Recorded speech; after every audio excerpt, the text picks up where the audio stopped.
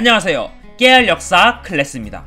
오늘은 중국을 통일했던 수나라와 운명을 건 전쟁을 승리하고 수나라 멸망에 큰 영향을 끼친 한 역사 인물에 대해 알아보겠습니다.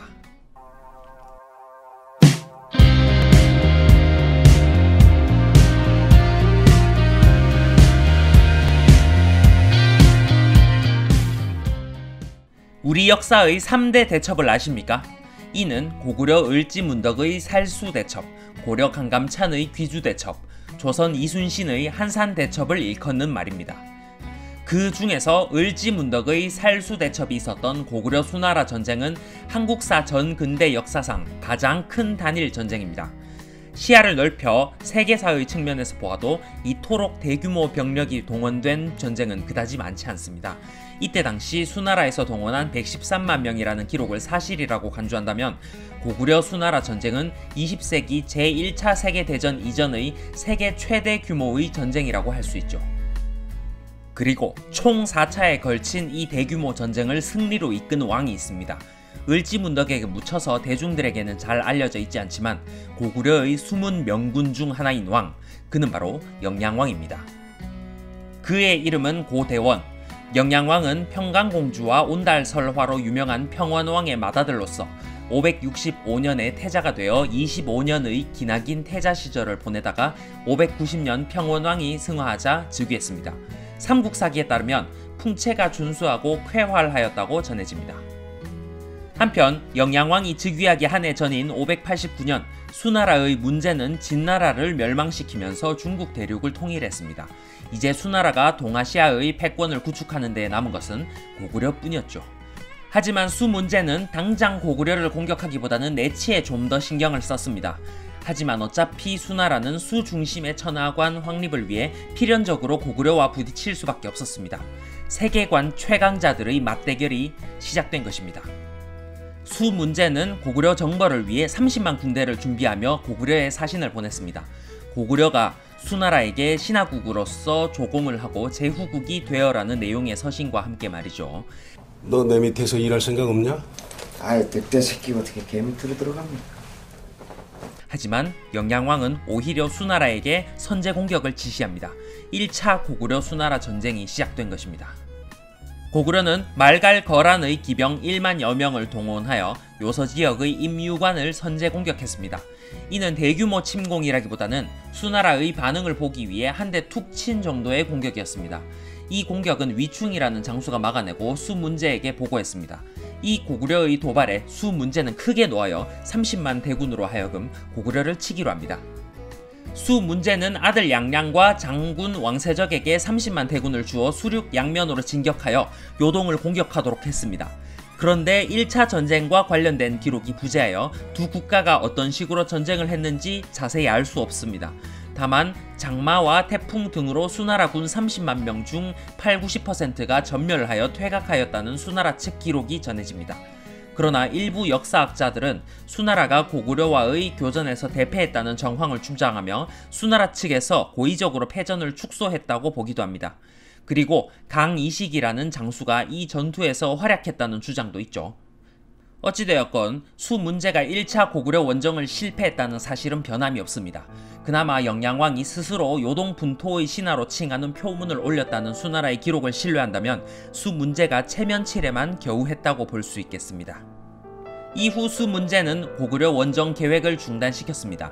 고구려는 결코 호락호락한 상대가 아님을 깨달았고 당장의 수나라의 내치에도 집중해야 했기 때문입니다. 그러나 시간이 흘러 604년 문제의 둘째 아들인 양광이 뒤를 이어 양제로 즉위하였습니다.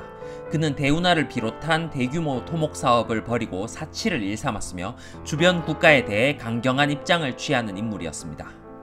수양제는 서방의 토요콘과 북방의 돌궐을 토벌하고 남쪽으로는 베트남까지 진출하는 등 그 위세를 떨쳤습니다. 그리고 이 사실을 고구려의 영양왕은 모르지 않았습니다.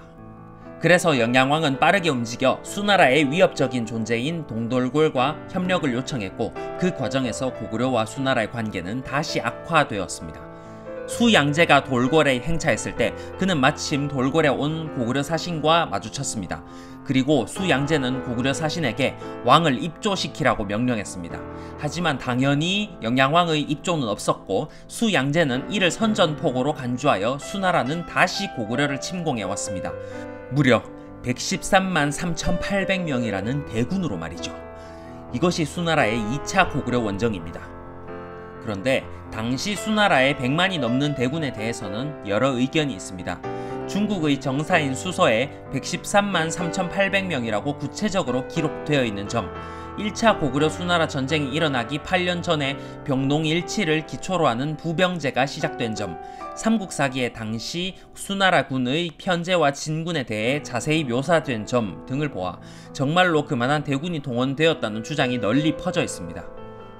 하지만 113만 3,800명이라는 병력은 최대 차출 인원이며 그 중에서 실제 전투에 참여하는 병사는 60만 정도일 거라는 주장도 있습니다. 7세기 초에 그만한 병력을 관리 및 통제를 할 수 없었을 것이라는 근거로 말이죠. 100만이든 60만이든 유래를 찾기 힘든 거대한 규모의 병력이 동원된 것은 사실입니다. 그 엄청난 대군은 총 24군으로 나뉘어 진격했으며 이들의 최종 목적지는 평양이었습니다. 고구려의 완전한 복속이 목표였죠.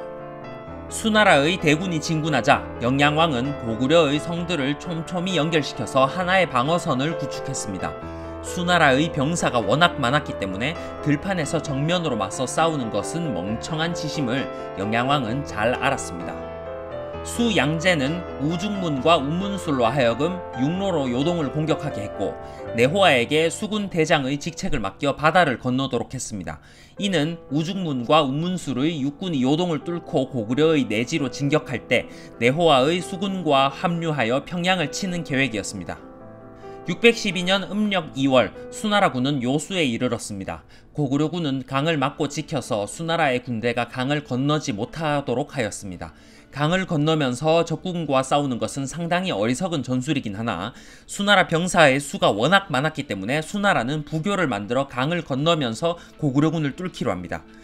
1차 도강은 강의 길이를 잘못 예측하여 큰 피해를 받았지만 뒤이은 2차 도강을 성공하며 수나라군은 고구려 방어군을 격퇴하는 데 성공했습니다. 확실히 수나라의 군대는 너무나도 거대한 대군이었습니다. 수나라군은 승리의 기세를 몰아 요동성을 포위하여 공격을 감행했습니다. 그러나 이 엄청난 수나라의 군대는 요동성을 무려 3개월 동안이나 공격했으나 함락시키지 못했습니다. 그리고 사실상 이 3개월의 필사적인 항전이 이후 고구려 수나라 전쟁에 엄청난 영향을 끼치게 됩니다. 이후 양상은 파트 2에서 계속해서 말씀드리도록 하겠습니다. 오늘은 제1차 세계대전 이전 가장 대규모의 전쟁인 고구려 수나라 전쟁과 그런 역사의 한 가운데에 있었던 영양왕 파트 1에 대해 알아보았습니다.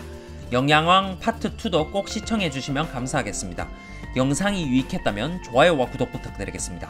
깨어클이었습니다.